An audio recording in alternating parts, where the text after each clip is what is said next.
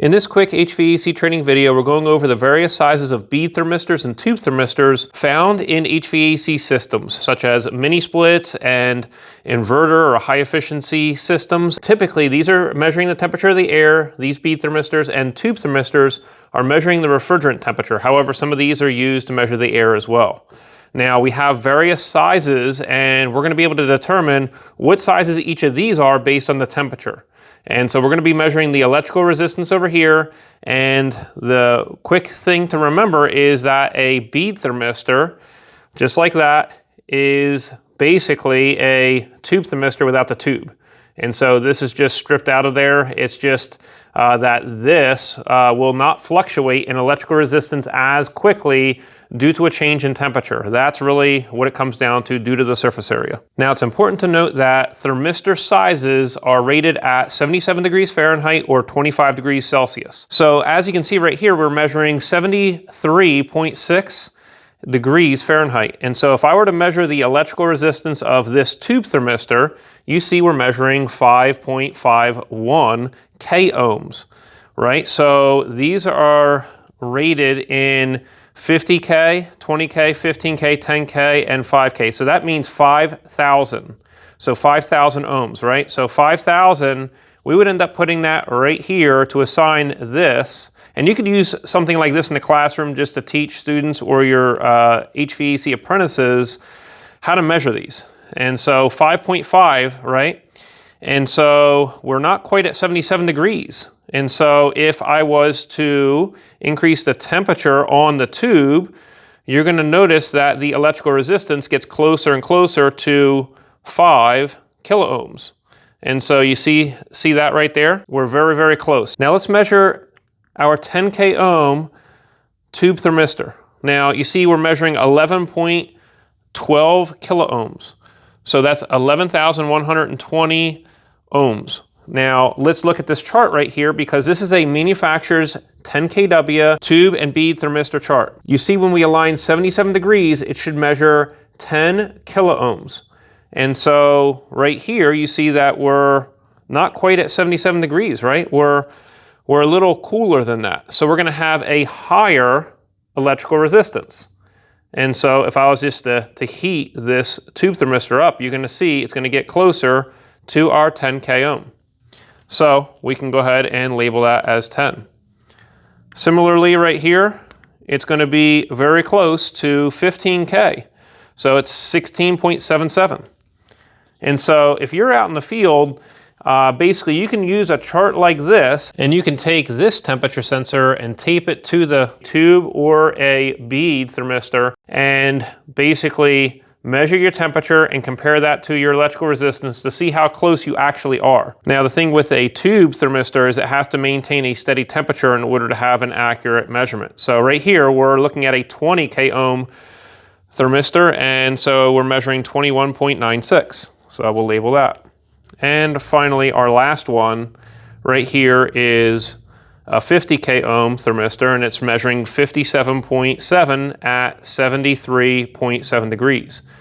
So once again, if I were to increase the temperature, the electrical resistance is going to lower, and that's because these are NTC thermistors, negative temperature coefficient thermistors. Now, if we were to measure these bead thermistors, the electrical resistance is going to change much quicker than a tube thermistor. So if I'm going to put my finger on here, you're going to see that this 20K ohm thermistor is changing rapidly. So we're going to label that with 20.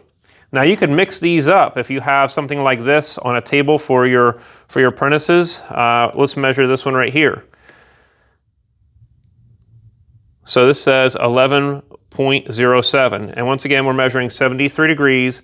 So if we were to measure, say, 73.4, which is what we're measuring right now, we should be very close to 10.97. And so we are very close to that. We're within plus or minus, say, 5%. So we're at 11.06 K ohms. So that's 11,060 ohms. And so we're going to label that with 10. Similarly, right over here, we've got our 5. Now, the thing is, bead thermistors measure the air temperature because air is going to change much more rapidly. We don't want a tube thermistor that is up against a refrigerant tube, changing an electrical resistance quickly. Because that's going to throw off like basically our board that's measuring the temperature based on these. So what happens is the circuit board is sending a small amount of DC current through the thermistor at a known voltage. It's measuring the voltage drop on the other side of the thermistor and interpreting that as temperature using the Ohm's law formula. Anyway, this thermistor here is a 50K ohm. Now, when you're out in the field, you're going to want to use needle probes because regular probes might not be able to connect to the metal here. And so a needle probe is able to actually get in without crushing or messing up the electrical connections. And so especially when these are still attached to the board or maybe they're soldered directly to the circuit board. And so right now we're going to go ahead and measure this thermistor. And so we know that this one is a 10K ohm thermistor because we're measuring 11.27 kilo ohms at 73.4.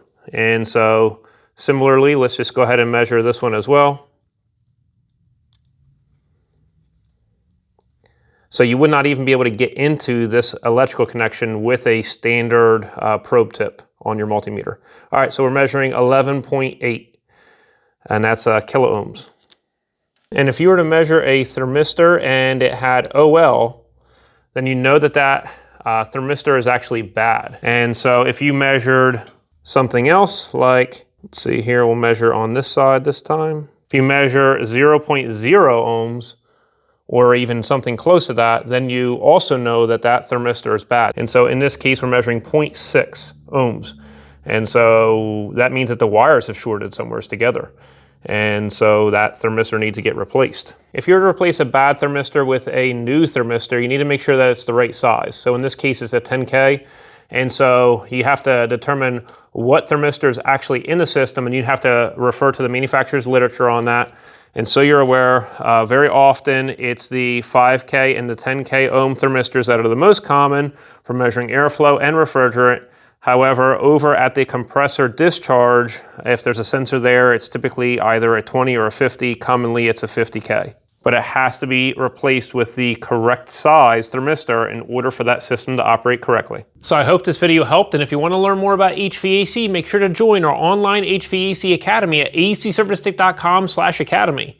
So you can access it through any device. You can earn certificates for the hours of training, and there's many course subjects for you to check out. You can head on over to the categories page, but this is all available over at acservicetech.com/academy. We also have our paperback versions. We have our air conditioning and heat pump book, and we also have this inverter municipal operation and service procedures book. So this book covers all the things that you need to know about the refrigerant and also the electrical side of single zone and multi-zone mini split systems. So head on over to acservicetech.com to learn and grow more.